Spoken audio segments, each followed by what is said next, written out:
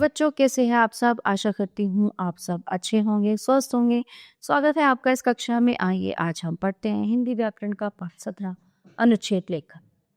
अनुच्छेद निबंध का ही संक्षिप्त रूप है। इसमें विषय से संबंधित भावों और विचारों को सार रूप में प्रस्तुत किया जाता है। ये अपने आप में पूर्ण होता है। अनुच्छेद लिखते समय निम्नलिखित बातों का ध्यान रखना चाहिए। एक, विषय से संबंधित सभी बातों को संक्षेप में लिखना चाहिए। 2, जो विषय दिया गया है उसका सांगोपांग वर्णन करना चाहिए। 3, भाषा विषय अनुरूप शुद्ध, सरल एवं सटीक होनी चाहिए। 4, अनुच्छेद में यथासंभव अवांछित प्रसंगों, उदाहरणों पर विचार नहीं करना चाहिए। 5, अनुच्छेद को 100-125 शब्दों तक ही सीमित रखना चाहिए। 6, जो कुछ भी कहा जाए वो स्पष्ट और सजीव हो। सबसे पहला अनुच्छेद है दिल्ली मेट्रो। विज्ञान के अद्भुत चमत्कारों में से एक है मेट्रो रेल। बहुधा ये सुनने में आता था कि विदेशों में ऐसी रेलें चलती हैं जो सहज ही विश्वास नहीं होता था। जब इसे अपनी आंखों से देखा तो देखता ही रह गया। दरवाजे स्वयं खुलना, स्वयं बंद होना, स्टेशन आने से पहले घोषणा, ये सब किसी जादू से कम न लगा। मेट्रो रेल ने जहां दिल्ली की बढ़ती आबादी की यातायात समस्या को हल किया है, वहीं वातानुकूलित होने के कारण प्रदूषण को कम करके यातायात को सुविधाजनक भी बना दिया है। दिन प्रतिदिन दिल्ली में मेट्रो का जाल बढ़ता जा रहा है। सच तो ये है, दिल्ली वासियों को मेट्रो रेल एक वरदान के रूप में प्राप्त हुई। विज्ञापन हमारा जीवन। विज्ञापन का उद्देश्य होता है प्रचार प्रसार द्वारा जनमानस में वस्तु की विशिष्ट छवि अंकित कर उसकी बिक्री बढ़ाना। इस प्रकार ये उत्पादक व उपभोक्ता के बीच सेतु का कार्य करते हैं। विज्ञापन के माध्यम से सामान्य वस्तु भी लोकप्रिय हो जाती है। ठीक है। विज्ञापन विविध प्रकार के होते हैं। व्यापारिक, शैक्षिक, नियुक्ति संबंधी, धार्मिक, मनोरंजन संबंधी आदि। आज हम उसी वस्तु को खरीदने के लिए आगे आते हैं जिसका विज्ञापन हमने अधिक पढ़ा, सुना अथवा देखा है। सच्चाई ये है कि खरीदते समय माल नहीं, नाम खरीदा जाता है। अतः विज्ञापनों का भी ये दायित्व है कि वस्तुओं के गुणों को बढ़ा चढ़ाकर वर्णन करके उपभोक्ताओं को गुमराह करने के बजाय उन्हें उत्पादन के गुणों से परिचित कराएं। तभी विज्ञापन अपने उद्देश्य में सफल होगा। अगला है कंप्यूटर, विज्ञान का अद्भुत वरदान। कंप्यूटर एक जादुई बक्सा है जो बटन दबाते ही सारी जानकारी दे देता है। ये सचमुच विज्ञान की अद्भुत देन है। आज इसकी उपयोगिता बहुत बढ़ गई है।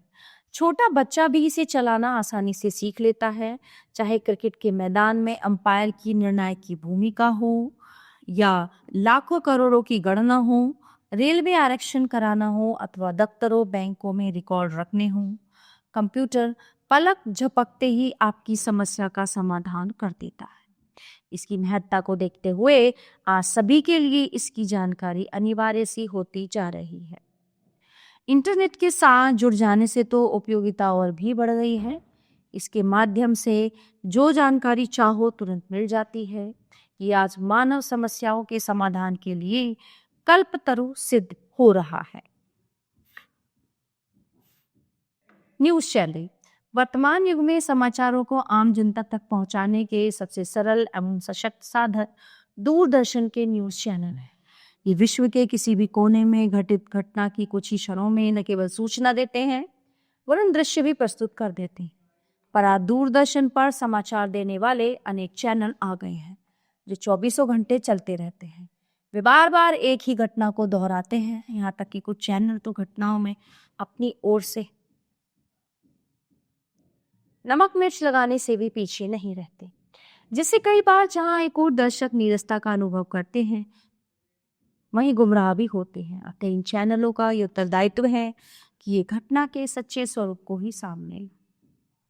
नंबर 5, राजभाषा हिंदी।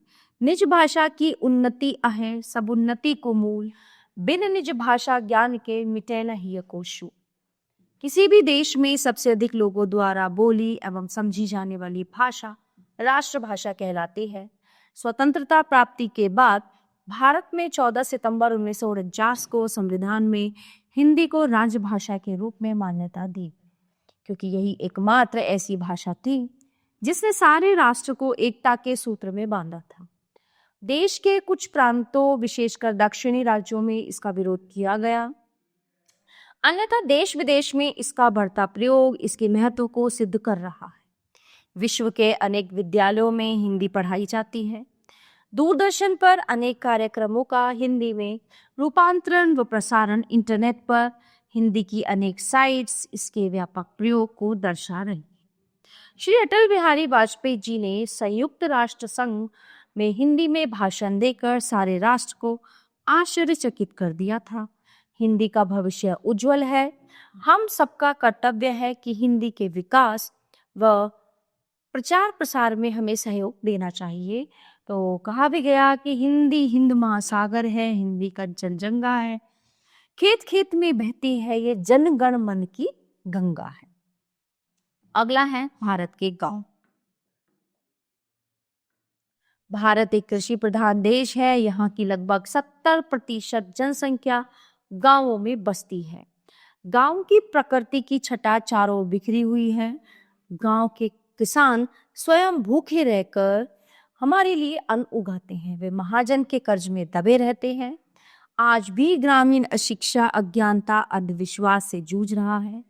गांवों में शिक्षा एवं चिकित्सा की उचित व्यवस्था नहीं है।